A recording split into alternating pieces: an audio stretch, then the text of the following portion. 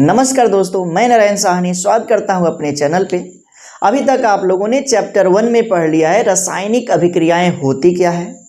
भौतिक और रासायनिक परिवर्तनों की बात हमने किया और इसके साथ साथ रासायनिक अभिक्रिया को हम किस तरह से पहचानें इसके भी बारे में हमने बता दिया है। और यदि आपने उसे नहीं देखा है तो डिस्क्रिप्शन में लिंक है, एक बार जरूर देखें। प्यारे मित्रों, यह जो चैप्टर है आपको कई जगहों पे मिल जाएगा। मिलने से नहीं मतलब है, कहाँ से पढ़ाई आपको समझ में आती है वहाँ से आप पढ़ें और इस चैप्टर को जितने भी इसमें डाउट है सबको क्लियर करें, क्योंकि ये जो चैप्टर है बेस चैप्टर है और क्लास 10th में एग्जामिनेशन में इस चैप्टर से कई सारे क्वेश्चन पूछे जाते हैं। जहाँ जहाँ ऐसी बातें आएंगी वहाँ वहाँ हम आपको बताते चलेंगे। तो प्यारे साथियों, पिछले पार्ट में आप लोगों ने पढ़ा रासायनिक अभिक्रियाओं के बारे में और वहीं से हम आगे बढ़ेंगे इस पार्ट में। यहाँ पे हम सीखेंगे रासायनिक समीकरण है क्या, यानी कि केमिकल इक्वेशन के बारे में बात करेंगे। इसके साथ साथ केमिकल इक्वेशन के कितने पार्ट होते हैं, यानी कि अभिकारक और उत्पाद की बात करेंगे। इसके बाद रासायनिक समीकरण के प्रकारों के बारे में बात किया जाएगा और उसके बाद से रासायनिक समीकरण को संतुलित कैसे किया जाए इसके भी बारे में हम बात करेंगे। बस आपको वीडियो में बने रहना है और जितने भी टॉपिक अभी हमने बताया इन सभी टॉपिक को अंत तक क्लियर करा के जाएंगे और एक भी स्टूडेंट को अब इसमें कभी दिक्कत नहीं आएगा। बस आप इस वीडियो को अंत तक देखते रहना। तो सबसे पहले हम जान लेते हैं रासायनिक समीकरण है क्या। तो प्यारे साथियों, आपको बताया गया है रासायनिक अभिक्रिया के बारे में। रासायनिक अभिक्रिया क्या होती है, तो जिसमें बताया गया एक या एक से अधिक पदार्थ परस्पर संयुक्त होकर के एक या एक से अधिक नए गुणधर्मों वाले पदार्थों का निर्माण करते हैं तो उसे ही रासायनिक अभिक्रिया कहा जाता है। जैसे कि हम बात करें कि मैग्नीशियम है और इसको आपको जलाना है, या हम कहें कार्बन है और उसको जलाना है। यदि हम इन चीज़ों को जलाते हैं तो हमें क्या मिलता है, राख मिलता है। तो जो चीज़ हमने जलाया वह परिवर्तित हो गया किसमें, राख में, यानी कि नए पदार्थ में। राख क्या है, एक नया पदार्थ है। तो वही तो रासायनिक अभिक्रिया है। जब दो या दो से अधिक पदार्थ परस्पर संयुक्त होकर के नए गुणधर्मों वाले पदार्थों का निर्माण करते हैं उसे ही रासायनिक अभिक्रियाएं कहते हैं। अब बात करेंगे रासायनिक समीकरण की।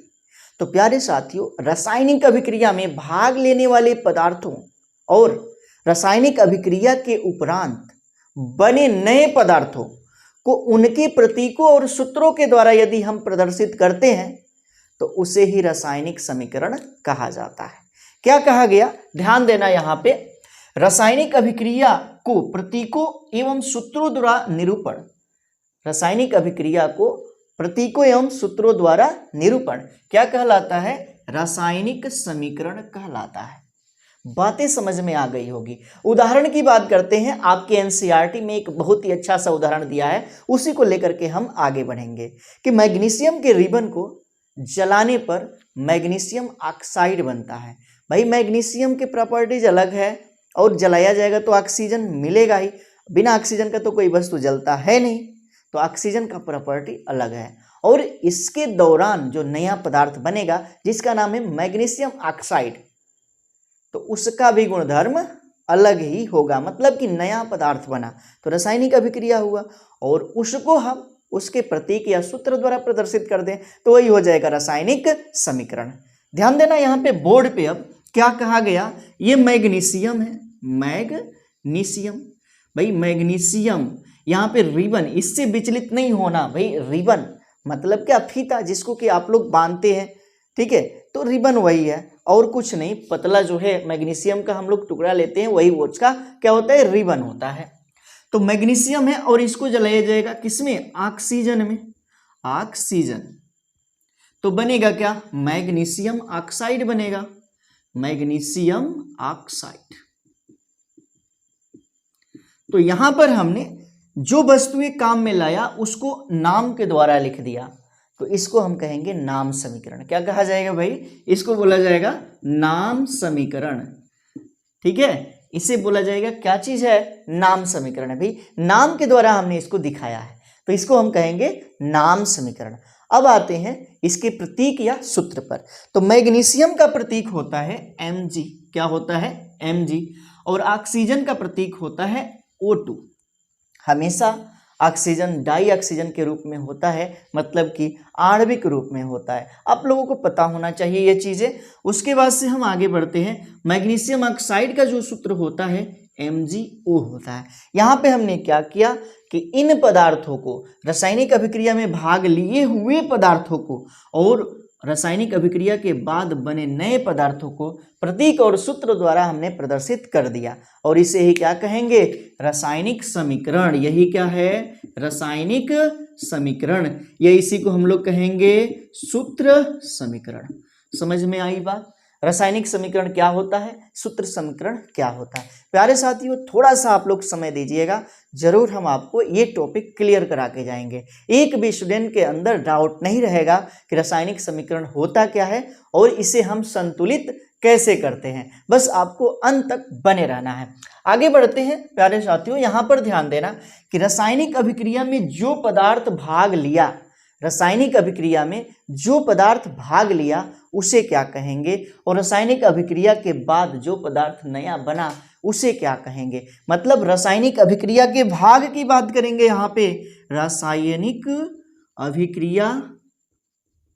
अभिक्रिया के भाग, रासायनिक अभिक्रिया के भाग। भाई रासायनिक अभिक्रिया के दो भाग हैं, एक तीर के पीछे वाला और एक तीर के आगे वाला। बस दो ही भाग हैं। तीर के पीछे वाले भाग को बोला जाता है अभिकारक। क्या कहते हैं? अभिकारक कहते हैं। अभिकारक का मतलब रहता है क्या चीज? तो रिएक्टेंट, रिएक्टेंट्स। ठीक है, अभिकारक है क्या? अभिकारक है क्या? तो रासायनिक अभिक्रिया में भाग लेने वाले पदार्थों को अभिकारक कहते हैं। बस एक लाइन की परिभाषा है और याद भी हो गया होगा।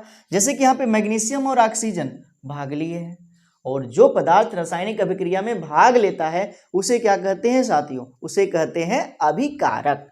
ठीक है, तो क्या चीज कहा गया? रासायनिक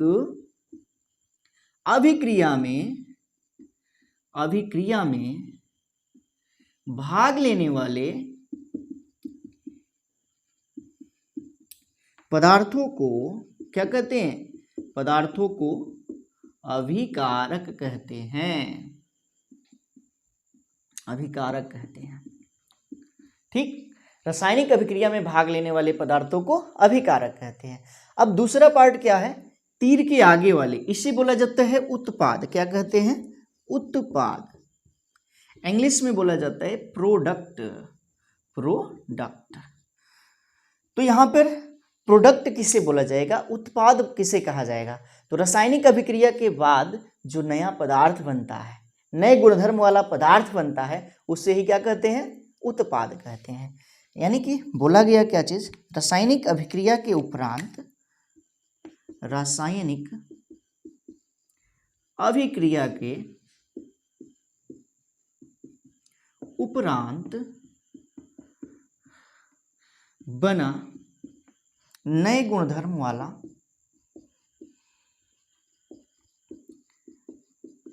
पदार्थ को उत्पाद कहते हैं। उत्पाद कहते हैं। ये रहा यहाँ पे उत्पाद। अब इसको हम कैसे प्रदर्शित करेंगे? तो यहां पर लिख दे रहे हैं अभिकारक। अभिकारक। और यहां से आगे की ओर लिखते हैं क्या चीज? तो उत्पाद। अभिकारक और उत्पाद। अभिकारक को इंग्लिश में बोला जाएगा रिएक्टेंट, तो इसलिए इसको आर से प्रदर्शित करेंगे। किससे? आर से। और इससे बन रहा है उत्पाद। उत्पाद को बोला जाता है प्रोडक्ट, तो इसलिए इसको प्रदर्शित किया जाएगा किससे? पी से। मतलब आर से पी का निर्माण होगा, उसी को रासायनिक अभिक्रिया कहेंगे। अब यहाँ पे रासायनिक समीकरण का एक और परिभाषा हो गया। तो किसी भी रासायनिक अभिक्रिया में अभिकारक पदार्थों और उत्पाद पदार्थों को उनके प्रतीकों या सूत्रों द्वारा निरूपित करना क्या कहलाता है? रासायनिक समीकरण कहलाता है। तो प्यारे साथियों, यहाँ पर आप लोगों ने समझ लिया कि रासायनिक समीकरण होता क्या है। भाई ये तो मालूम होना चाहिए कि जिसके बारे में हम पढ़ रहे हैं वो है क्या, तो ये तो इसकी जानकारी आपको मिल गई। अब हम ये जानेंगे कि ये रासायनिक समीकरण कितने प्रकार का होता है। रासायनिक समीकरण कितने प्रकार का होता है, तो एक बार इसे आप नोट करें, उसके बाद से हम रासायनिक समीकरण के प्रकार की बात करेंगे, यानी कि संतुलित और असंतुलित रासायनिक समीकरण के बारे में हम पढ़ेंगे।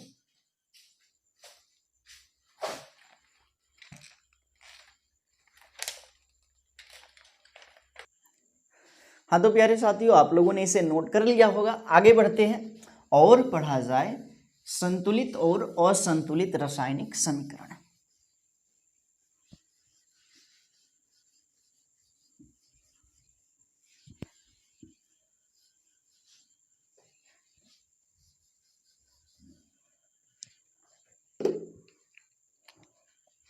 संतुलित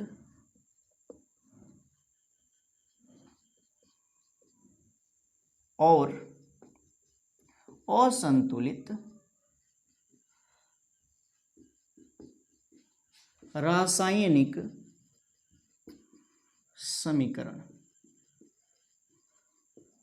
संतुलित और असंतुलित रासायनिक समीकरण, इसके बारे में अब हम बात करेंगे। संतुलित समीकरण क्या होता है, असंतुलित समीकरण क्या होता है, और इसके भी बारे में कई बार एग्जामिनेशन में पूछ लिया गया है, तो बस आप एक बार इसे देखेंगे आपको याद हो जाएगा। सबसे पहले संतुलित रासायनिक समीकरण की बात करेंगे।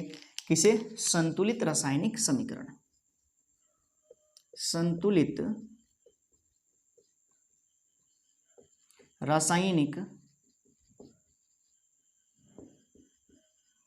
समीकरण, तो देखिए वह समीकरण जिसमें अभिकारक पदार्थों और उत्पाद पदार्थों के प्रत्येक तत्वों के परमाणुओं की संख्या बराबर हो, समान हो, उसे ही क्या कहते हैं?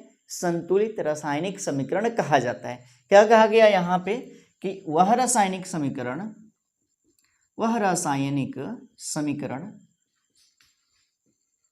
जिसमें अभिकारक एवं उत्पादों में प्रत्येक तत्वों के परमाणुओं की संख्या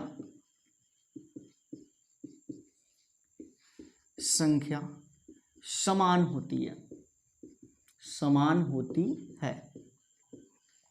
वह रासायनिक समीकरण जिसमें अभिकारकों एवं उत्पादों में प्रत्येक तत्वों के परमाणुओं की संख्या क्या होती है? समान होती है, उसे ही क्या कहा जाता है? संतुलित रासायनिक समीकरण कहा जाता है। यानी कि अभिकारक जितने तत्व होगा उतने ही उत्पाद का तत्व भी होगा, मतलब कि अभिकारक तत्वों की संख्या उत्पाद तत्वों की संख्या के क्या होता है? बराबर होता है। जैसे कि उदाहरण की बात करें, यहाँ पे एग्जाम्पल ले लिया जाए। उदाहरण, जिंक है और इसकी अभिक्रिया करवाया जा रहा है H2SO4 से, और यहां पे बन रहा है ZnSO4 प्लस H2। ये रासायनिक अभिक्रिया है। ये क्या है? ये जिंक है। ये क्या है? तो सल्फ्यूरिक अम्ल है। और यहां पे क्या है? ये जिंक सल्फेट है,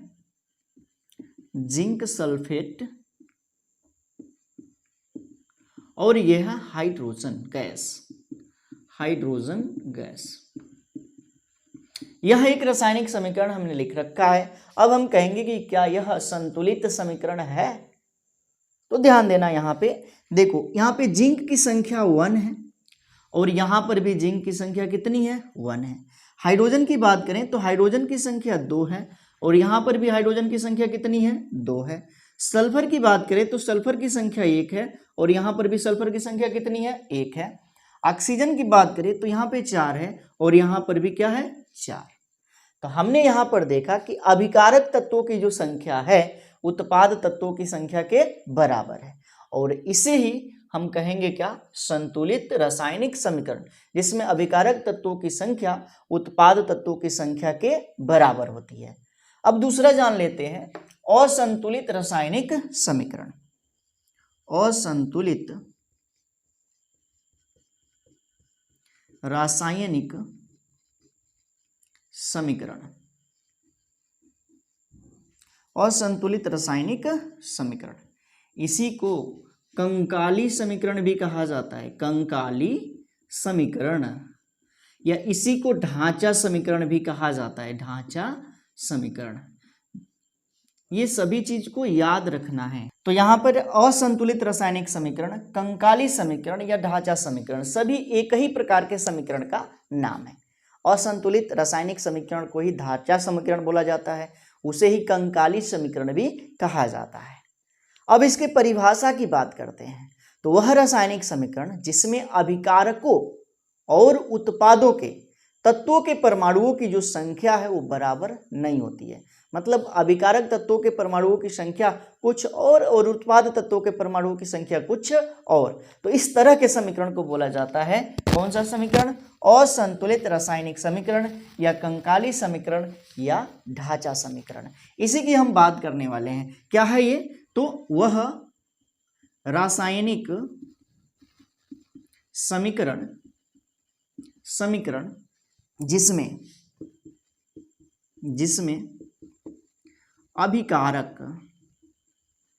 अभिकारकों एवं उत्पादों में प्रत्येक तत्वों के परमाणुओं की संख्या समान न हो तो उसे कहते हैं कौन सा समीकरण है, असंतुलित रासायनिक समीकरण है।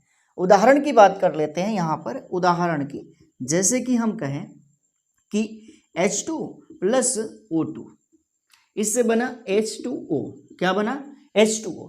ये रासायनिक समीकरण है। हाइड्रोजन गैस और ऑक्सीजन गैस परस्पर क्रिया करके क्या बना लिया, जल बना लिया। लेकिन क्या इसमें अभिकारक तत्वों की संख्या उत्पाद तत्वों की संख्या के बराबर है, इसकी बात करेंगे। तो यहाँ पर हाइड्रोजन की संख्या है 2 और यहाँ पर भी हाइड्रोजन की संख्या है कितनी, 2। ये तो बराबर है दोनों ओर। लेकिन ऑक्सीजन की बात करें तो ऑक्सीजन की संख्या है 2 और इधर ऑक्सीजन की संख्या है कितनी, 1। यह बराबर नहीं है, यह बराबर नहीं है। इसका मतलब है कि यह समीकरण संतुलित नहीं है। यानी कि कैसा है, असंतुलित रासायनिक समीकरण है। इसी को कंकाली समीकरण कहेंगे, इसी को ढांचा समीकरण कहेंगे। इसकी परिभाषा को एक बार और हम बताते हैं। वह रासायनिक समीकरण जिसमें अभिकारक एवं उत्पाद तत्वों में से किसी एक या एक से अधिक तत्वों के परमाणुओं की संख्या बराबर न हो, उसे ही बोला जाता है क्या चीज, तो असंतुलित रासायनिक समीकरण। और इसे ही ढांचा समीकरण भी कहा जाता है, ढांचा समीकरण। इसे ही कंकाली समीकरण भी कहा जाता है। अब यहाँ पर जो कंकाली समीकरण है या ढांचा समीकरण है, यह तो सही समीकरण होता नहीं है, यह असत्य समीकरण है। मतलब कि यह अभिक्रिया पूर्ण नहीं है। कब तक, जब तक कि वह संतुलित न हो, जब तक कि वह संतुलित न हो। ऐसा क्यों, संतुलित करने की क्यों आवश्यकता पड़ी, तो केमिस्ट्री में एक नियम है जिसका नाम है द्रव्यमान संरक्षण का नियम। क्या है भाई, जिसका नाम है द्रव्यमान संरक्षण का नियम। इस नियम को आपको क्लास 9th में बताया गया है।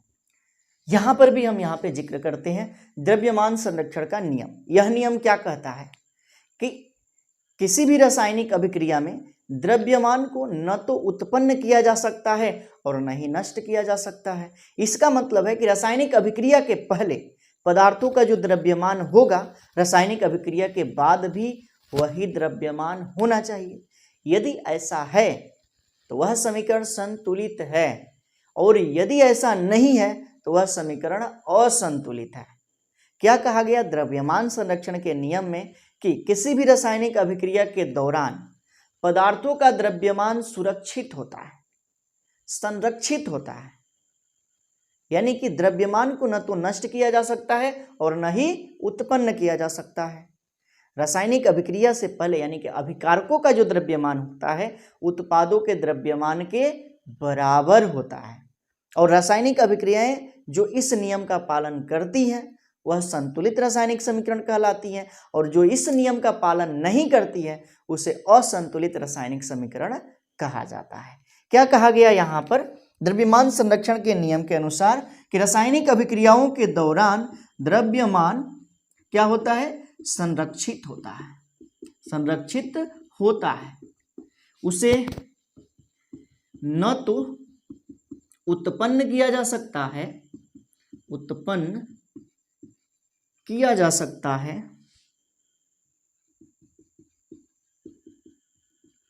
न ही नष्ट किया जा सकता है, नष्ट किया जा सकता। इसका मतलब है कि अभिकारक पदार्थों का जो द्रव्यमान है, अभिकारक पदार्थों का द्रव्यमान यह बराबर होता है उत्पाद पदार्थों के द्रव्यमान के। जब जब ऐसा होगा तब तब वह समीकरण संतुलित होगा, और जब ऐसा नहीं होगा, बराबर नहीं होगा, तब वह समीकरण संतुलित नहीं होगा। अब ऐसे समीकरण को संतुलित करने की आवश्यकता पड़ेगी, और संतुलित करने के लिए कुछ विधियों का उपयोग किया जाएगा।